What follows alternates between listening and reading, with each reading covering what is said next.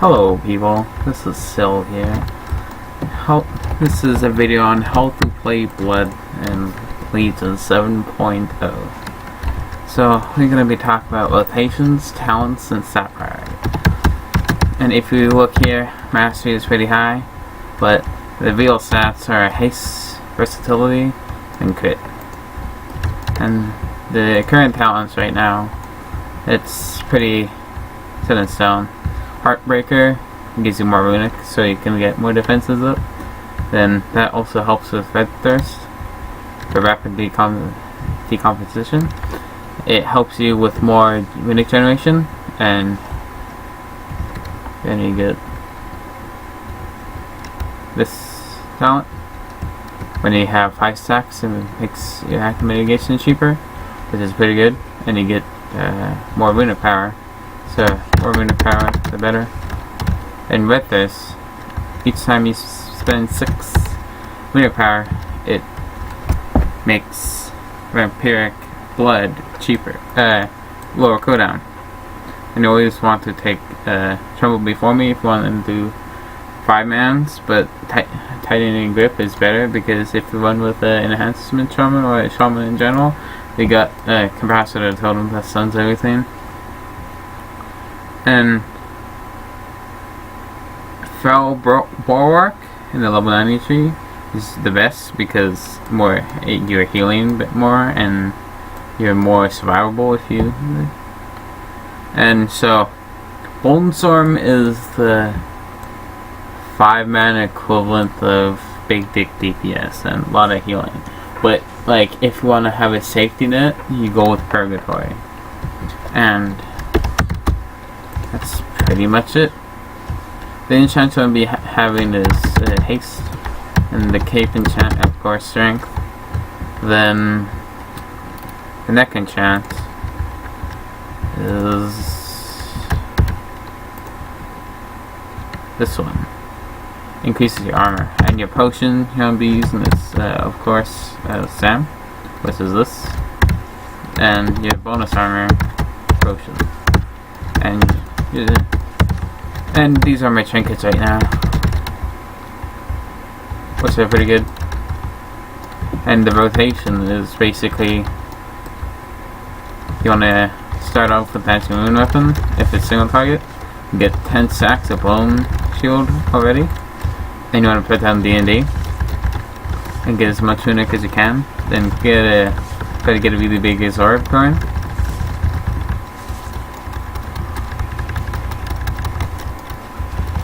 And you want to be using your artifact when you get really low health, or like if you take a certain amount of damage like this, and you would just use it and you get a little bit more health. If something's on cooldown, like Deathstrike. If you have no runic, you would just use that for a free Deathstrike. Or if it's AoE, you would just hit it when all the mobs attack you initially. Then it's just rinse and repeat. And you want to be using stun as much as you can if it's in your 5 mans. But basically you just want to have Vampiric Blood on cooldown. And that's a rune weapon if it's like a trash heavy boss or like a fast hitting boss. You want to be using it if you know your bone shield is going down. Then we'll step into a dungeon, and it's a Sassel dungeon, so it's even better.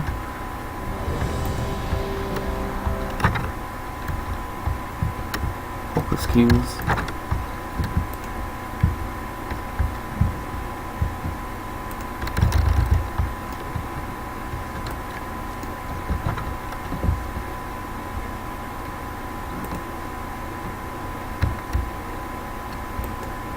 And also try to get as about 15% parry, because like if you're a night elf, which is recommended to be a class, or dwarf to get a little bit amount of haste if I'm not wrong, or Draenei or human. Those are the 4 races you should be, but it's more favored to night elf or Draenei or human. So yeah, example here. So if you look, he just using capacitor totem, so you don't really need your Tremble before me. So you take a little bit of damage, but then you use Vampiric Blood, right? And you get a Zorb with the artifact weapon, and this is what it looks like. You basically want to go from here to here, and down here, then here, then here, then here. Then you want to lock this, and this, and go down here.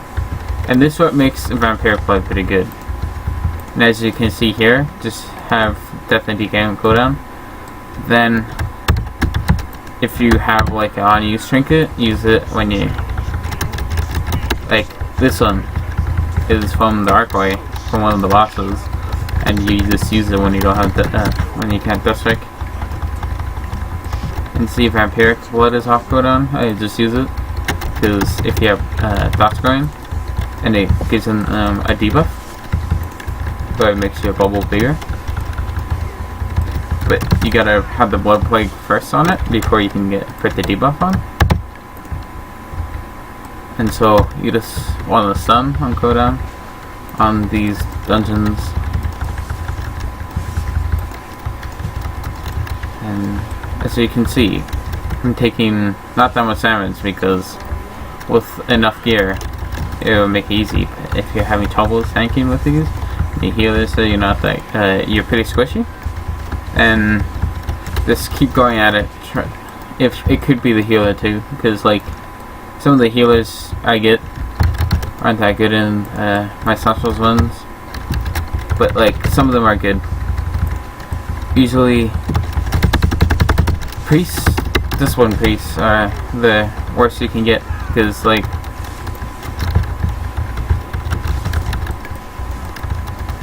they're not that good with tank healing. They're more good with like burst healing, as I think, compared to like they don't have that much tank healing compared to like a holy paladin. So like holy paladins are like the best you can win with, or Vessel Druids if they're using some talents just for 5 mans. And so interrupt too. Like, see this despair? You interrupt it so you can get more healing. In like for here, you will use the Dancing Moon Weapon, for example, right? Let's see, I have 10 stacks. I'll just use it because it won't be easy on the boss, and it's just easy. Vampiric Blood on cooldown, and took a little bit of damage there. I use my artifacts. See, it heals me to wall. And you just want to have your bone shield up to 7 to 10, but don't go below 5 because Death Strike is really, really expensive then. And for this boss, right, as a DK, you want to cheese a little bit of it with with anti-magic shell, right? But like, only cheese if you know you won't need the cooldown. And heroics like these, you can do it, but like if you're doing progression bosses, you shouldn't be cheesing.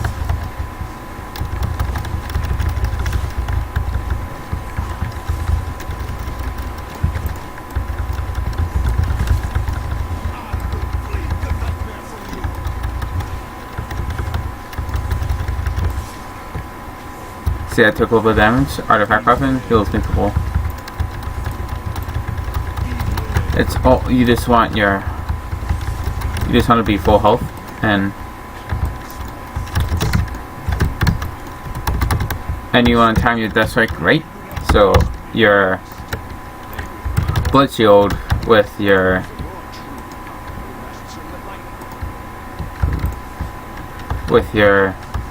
unending thirst, you get 20 Death Strike hits harder, and you get 25 leech from it. So each time you have blood shield up, you get more healing, right? So that's where the haste comes in. And you may be thinking, still, well, that is for mastery. No, actually, with the mastery, they nerf the scaling with the mastery, and it's just pretty weak. So that's why I want to go with haste. And why you want to go with versatility is like baseline more healing, so that's going to equal the bigger orbs. And I use Scorpion's Grasp there. I should be using in different packs, but it's to group everything up. Let's say if you have an enhanced shaman in my mythic team, our enhancement shaman use Crash Lightning, and what Crash Lightning does is just AoE on the floor, kind of like Death and Decay but smaller, and they will like you 4 days if you use it on top of this stuff. So the small things what you do for your group to make them do more damage, you're going to be favored more than other people if you know how to do your class correctly.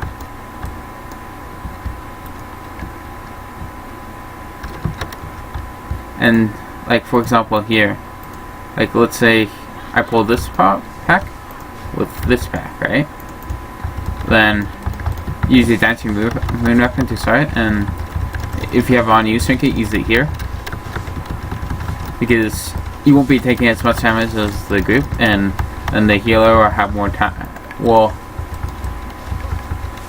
you won't be a target. You won't.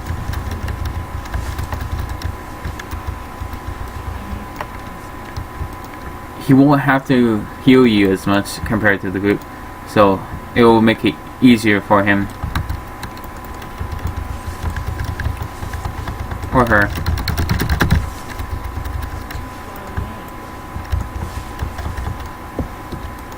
And you just want to repeat this. Just keep Death and Decay and cooldown.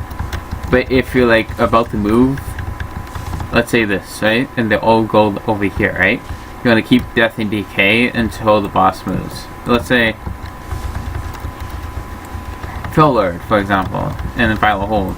He pushes everyone away, so you won't be using Death and Decay in that moment, right? But before then, if you have 10-second window, you want to use it.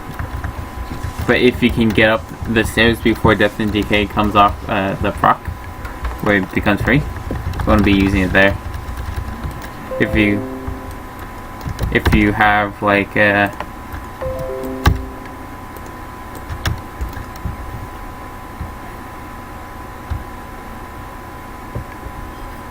Pharaoh using Stampede War.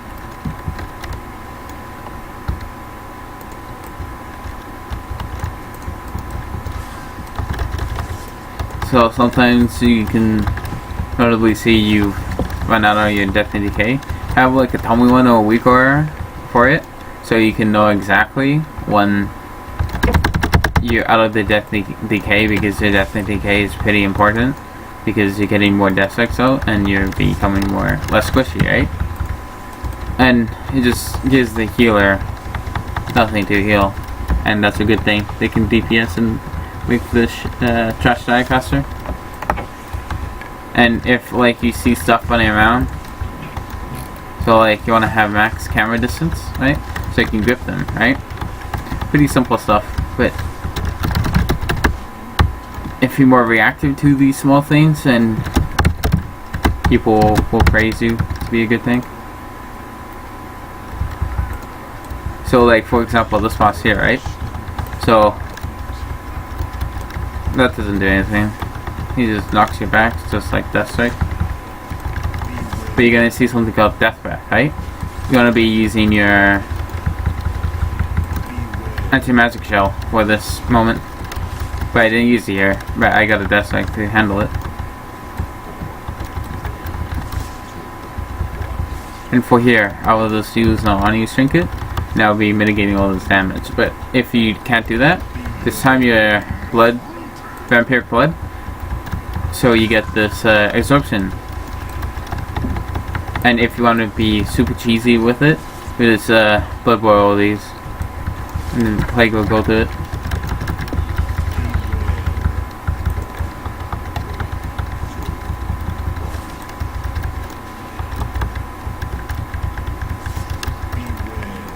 See, it happens again. I just use it on using, but vampiric blood is not off cooldown.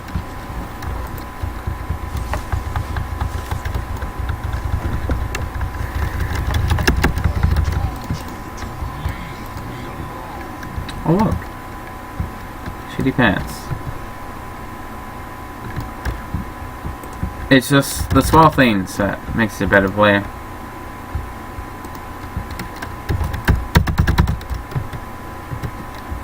But you may be thinking, oh, still, that you can anti-magic shell the trash. You could. The trash is more important for these firemen, but for the raid, if you can outgear the content, then your cooldowns don't really matter.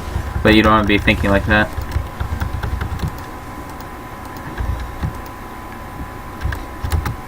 And see this dumbass Hunter the Bowling. If you have something like that, just Scorpion grasp it to it, so you can kill him. Teach those damn hunters not to pull without the thing.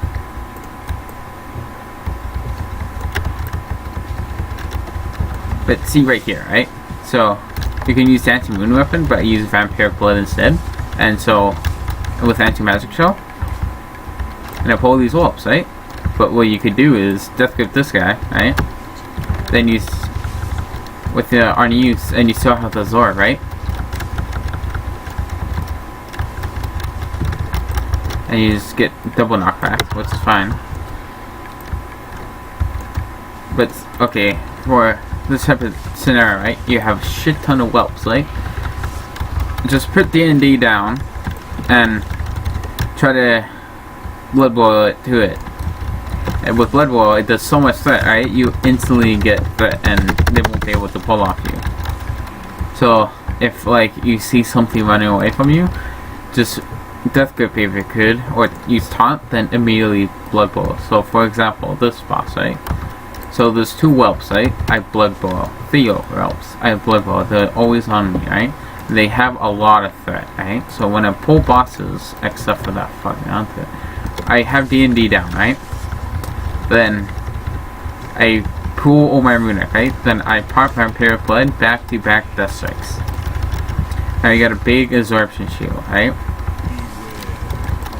And you can AMS here for extra runic to be more survivable, and it just ignores it.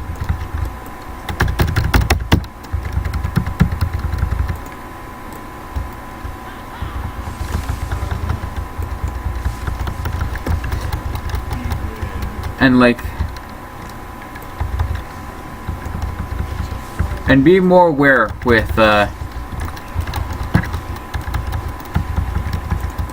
boss and like fire around it, right? It may sound really simple, but most tanks can't understand how fire in melee is actually a big thing. Like, if I have the boss just in the fire all the time, our melee will be doing less damage, trying to find a good spot. Okay, and you just want to try. That's a program away. You just want to try to have the boss without fire at it. But like, if it's a fight like Archaon with Doomfire, for example, right? In Hellfire Citadel, he does a fixate with an ad, right? And it just, the fire follows the fixate person. But like, then what you could do is just move the boss a little bit back. So like, so this guy, right? Let's say it's like the D&D, right? You just want to move him out, right?